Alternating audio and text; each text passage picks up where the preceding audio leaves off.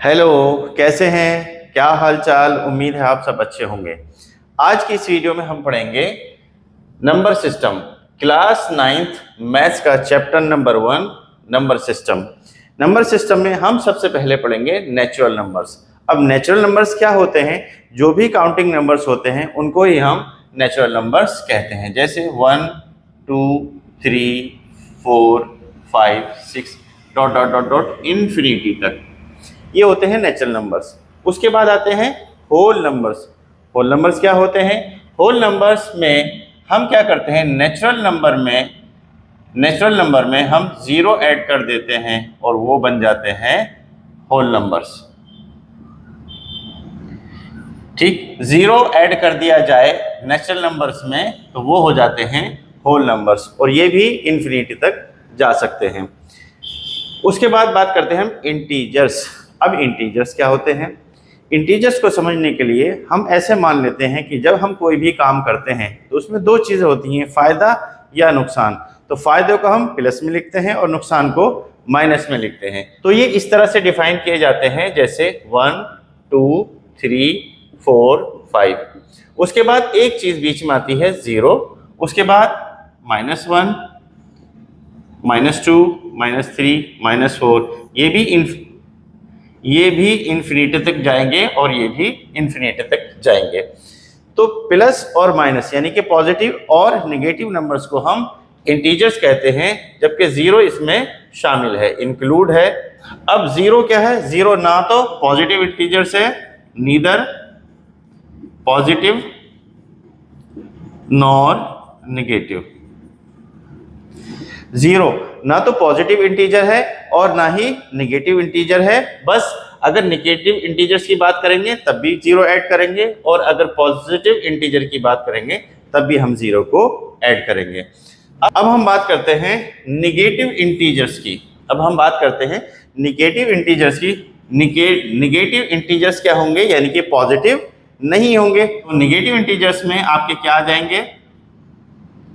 0 -1 -2 -3 -4 dot dot dot चले जाएंगे। अब उसके बाद पॉजिटिव इंटीजर्स क्या होंगे? 0 1 2 3 4 5 चले जाएंगे। अब आता है नॉन नेगेटिव इंटीजर्स मतलब जो नेगेटिव नहीं हो वही नॉन नेगेटिव होंगे, यानी कि पॉजिटिव इंटीजर्स। तो पॉजिटिव इंटीजर्स जो है वो भी 0 1 2 3 4 5 ठीक है। उसके बाद नॉन पॉजिटिव इंटीजर्स, 0 -1 -2 -3 -4 -5, तो ये नॉन पॉजिटिव इंटीजर्स होंगे। अब इंटीजर्स के बाद हम बात करेंगे रैशनल नंबर्स। रैशनल नंबर्स क्या होते हैं? रैशनल नंबर्स वो होते हैं जिनको P/Q की फॉर्म में लिखा जा सकता है। रैशनल नंबर्स क्या होते हैं? जिनको P/Q की फॉर्म में लिखा जा सकता है, where P and Q are integers। P and Q are integers और Q not equal to 0, यानी कि P इंटीजर्स होना चाहिए, Q इंटीजर्स होना चाहिए, और Q जो है वो 0 के बराबर नहीं होना चाहिए। ठीक है, जैसे कि 1/2 1/4 -5/3 और -4/6, ये सारे के सारे रैशनल नंबर्स होंगे। तो सीधा रैशनल नंबर्स क्या होंगे? जिनको P/Q के फॉर्म में लिखा जाए, Q नॉट इक्वल टू 0 होगा, वो जस्ट लाइक इस तरह से नंबर होंगे। अब रैशनल नंबर्स में भी आता है इक्विवेलेंट रैशनल नंबर्स। अब ये क्या होता है इक्विवेलेंट रैशनल नंबर्स? इक्विवेलेंट का मीनिंग होता है उसके बराबर होना या समान होना। जैसे कि हमने एक रैशनल नंबर लिखा 1/2, अब इसका इक्विवेलेंट क्या होगा? इक्विवेलेंट हो जाएगा 2/4 3/6 एंड 4/8। ये इक्विवेलेंट हो जाएगा। कैसे? देख लीजिए, 2 1 2 2 2 4 3 1 3 3 2 6 4 1 4 4 2 8, यानी कि सब ये क्या आया? 1/2 1/2 1/2 1/2।